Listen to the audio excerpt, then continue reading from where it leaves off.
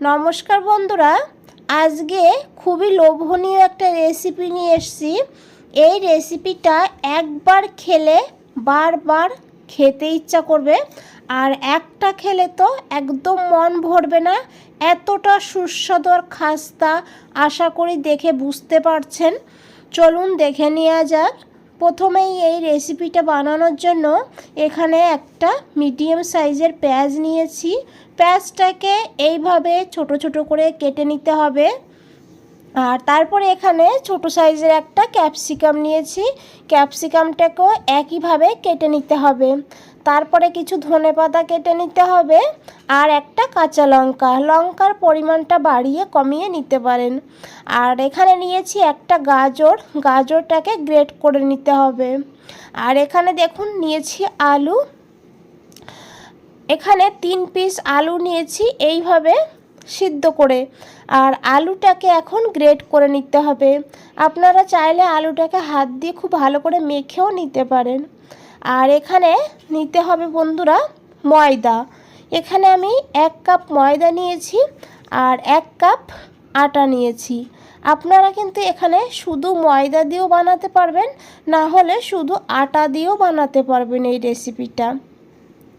এখন ময়দার আটাকে খুব ভালো করে মিশিয়ে নিতে হবে।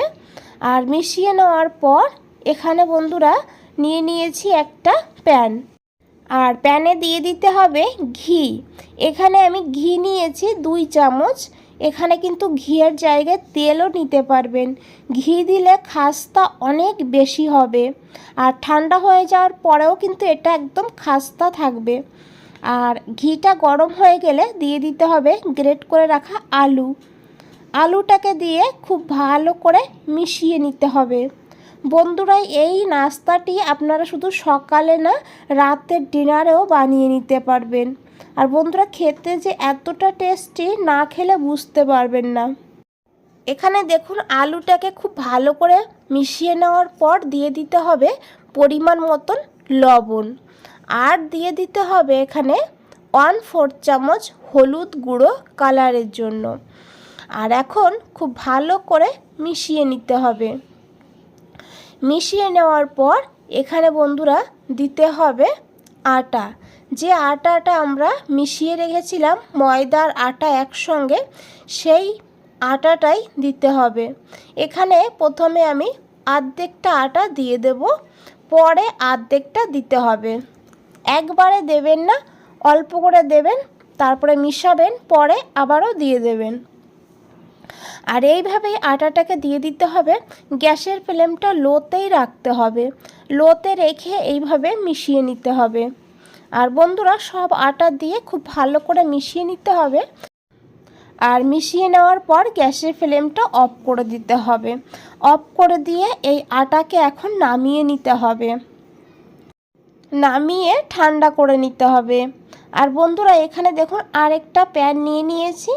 আর এই প্যানে দিতে হবে সর্ষের তেল, না হলে সাদা তেল। এখানে 2 চামচ সর্ষের তেল নিয়েছি। তেলটা গরম হয়ে গেলে তখন দিতে হবে 1/2 চামচ গোটা জিরা। আর দিতে হবে একটু হিং। হিংটা দিয়ে এটাকে কিছু সময় ভেজে নিতে হবে। ভেজে নেওয়ার পর দিয়ে দিতে হবে কাঁচা লঙ্কা কুচি। কাঁচা লঙ্কার পরিমাণটা বাড়িয়ে কমিয়ে নিতে পারেন। তারপরে এখানে দিয়ে দিতে হবে পেঁয়াজ কুচি। আর পেঁয়াজটাকে এখন হালকা ভেজে নিতে হবে, একদম লাল করে ভাজতে হবে না। পেঁয়াজের কাঁচা গন্ধ যেন না থাকে, সেইভাবে পেঁয়াজটাকে ভেজে নিতে হবে।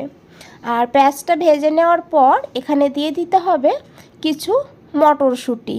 এখন যেহেতু শীতের সময়, এই সবজিগুলো কিন্তু সবার বাড়িতেই থাকে, তাই এই সবজিগুলো যদি দিতে চান দিতে পারেন, না যদি দিতে চান তাহলে স্কিপ করে দেবেন। কিছু সময় এই মটরশুঁটিটাকে ভেজে নিতে হবে। ভেজে নেওয়ার পর দিয়ে দিতে হবে গাজর আর ক্যাপসিকাম কুচি।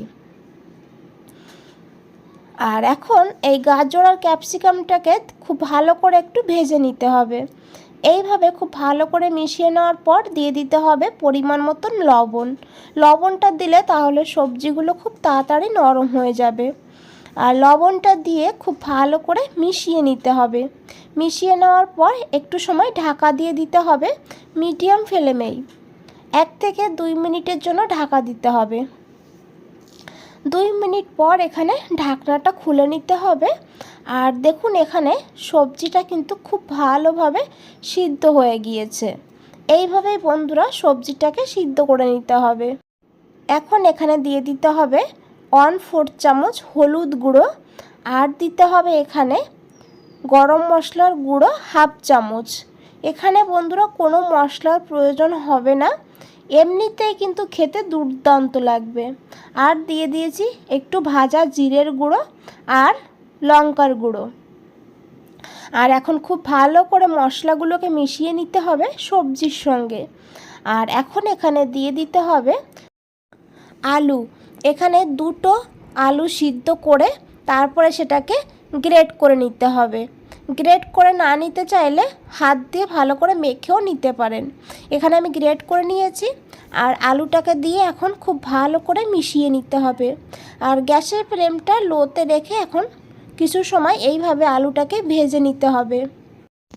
বন্ধুরা এই রেসিপিটা আপনারা শুধু আলু দিয়েও বানাতে পারেন। সবজিগুলো যদি না দিতে চান তাহলে শুধু আলু দিয়ে এইভাবে বানিয়ে নেবেন এই পুরটা।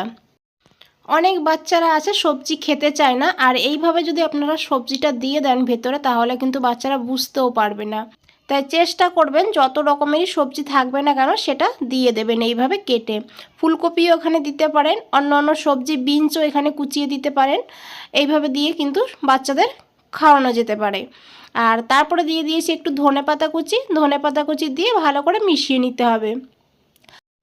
আর মিশিয়ে নেওয়ার পর গ্যাসের ফ্লেমটা অফ করে পুরটাকে ঠান্ডা করে নিতে হবে। এইদিকে নিয়ে নিয়েছি আটা, হালকা হালকা গরম আছে। আর এখন এই আটাকে খুব ভালো করে মেখে নিতে হবে। যদি জলের প্রয়োজন হয় তাহলে এখানে জল দিয়ে দেবেন অল্প করে, আর যদি জলের প্রয়োজন না হয় তাহলে মেখে নেবেন, একটা ডো বানিয়ে নেবেন এইভাবে। ডোটা খুব বেশি শক্ত হবে না, আবার খুব বেশি নরমও হবে না। দেখুন বন্ধুরা এইভাবে আমি অল্প একটু জল দিয়ে এটাকে মেখে নিয়েছি। আর খুব ভালো করে একটু মেখে নিতে হবে। আর দেখুন ডোটা এইভাবেই বানাতে হবে। বন্ধুরা রেসিপিটা যদি একটু ভালো লেগে থাকে একটা লাইক দিয়ে দেবেন। আর নতুন বন্ধুদের বলছি চ্যানেলটা এখনও সাবস্ক্রাইব করে না রাখলে চ্যানেলটা সাবস্ক্রাইব করে আমার পাশে থাকুন আর আমাকে এগিয়ে যেতে সাহায্য করুন। আর এইভাবে খুব ভালো করে মেখে নেওয়ার পর এইভাবে দেখুন লেচি কেটে নিতে হবে। লেচি কেটে নেওয়ার পর এটাকে এখন এইভাবে বেলে নিতে হবে। আর বন্ধুরা সাইডটা এই যে এইভাবে ফেটে যাচ্ছে এটা দেখে বুঝবেন আপনাদের কিন্তু এই নাস্তাটা একদম খাস্তা হবে। আর দেখুন এইভাবে বেলতে হবে, খুব বেশি পাতলাও না আবার খুব বেশি মোটাও না। আপনারা চাইলে এখানে একটা বাটি দিয়ে এটা কিন্তু গোল বানিয়ে নিতে পারেন কেটে। আমি কিন্তু এইভাবেই বানিয়ে নিচ্ছি, সাইডটাকে একটু কেটে নিলে দেখতে সুন্দর লাগবে, আর কিছুই না। আর দেখুন এইভাবে আলুর পুরটা এক সাইডে দিয়ে দিতে হবে। আর তারপরে এটাকে এইভাবে ভাঁজ করে নিতে হবে। ভাঁজ করে নিয়ে এইভাবে মুখটাকে খুব ভালো করে বন্ধ করে দিতে হবে। এইভাবে একটু চেপে চেপে মুখটাকে বন্ধ করতে হবে। আপনারা চাইলে এখন চাকু দিয়েও কিন্তু সাইডটাকে কেটে নিতে পারেন, তাহলে কিন্তু সমান হয়ে যাবে। আর এইভাবে আমি হাত দিয়ে একটু চেপে দিয়েছি। আর চেপে দিয়ে বন্ধুরা এইভাবেই দেখুন বানিয়ে নিতে হবে। আশা করি দেখে বুঝতেই পারছেন কতটা সহজ বানানো। আর এটা যে খেতে এতটা টেস্টি মানে বলে বোঝানো যাবে না। বাড়িতে বানিয়ে নিন আর আমাকে কমেন্ট করে জানান। আর দেখুন বন্ধুরা এখানে কিছু বানিয়ে নিয়েছি। আর এখন চলুন ভেজে নেওয়া যাক। এখানে ভেজে নেওয়ার জন্য 3 থেকে 4 চামচ সাদা তেল দিয়ে দিয়েছি। এটা কিন্তু ভাজার জন্য খুব তেলের প্রয়োজনও হয় না। আর তেলটাকে মিডিয়াম গরম করতে হবে। আর তারপরে গ্যাসের ফ্লেমটাকে লো করে দিতে হবে। লো করে দিয়ে এই নাস্তাটাকে দিয়ে দিতে হবে। আর এক সাইড হালকা ভাজা হলে তখন এটাকে উল্টে দিতে হবে। আর উল্টে দিয়ে গ্যাসের ফ্লেমটা মিডিয়ামে করে দিতে হবে। মিডিয়ামে করে দিয়ে এখন এই নাস্তাটাকে ভেজে নিতে হবে। এইভাবে উল্টে পাল্টে গোল্ডেন ব্রাউন হওয়া পর্যন্ত বন্ধুরা ভাজতে হবে। বন্ধুরা একইভাবে সমস্ত নাস্তাগুলো বানিয়ে নিতে হবে। আর এই নাস্তাটা বাচ্চারা তো এমনিতেই খেয়ে নেবে, শুধু বাচ্চারা না বড়রাই, না সসের দরকার হবে না চাটনির দরকার হবে, এতটা টেস্টি হয়। আর বানানোর সঙ্গে সঙ্গে একদম ফুরিয়েও যাবে দেখবেন। চলুন তাহলে বন্ধুরা আজ এই পর্যন্তই, ফিরে আসছি নতুন কোনো রেসিপি নিয়ে। আপনাদের এই সময়টুকু দেওয়ার জন্য অনেক অনেক ধন্যবাদ। ভালো থাকবেন, সুস্থ থাকবেন।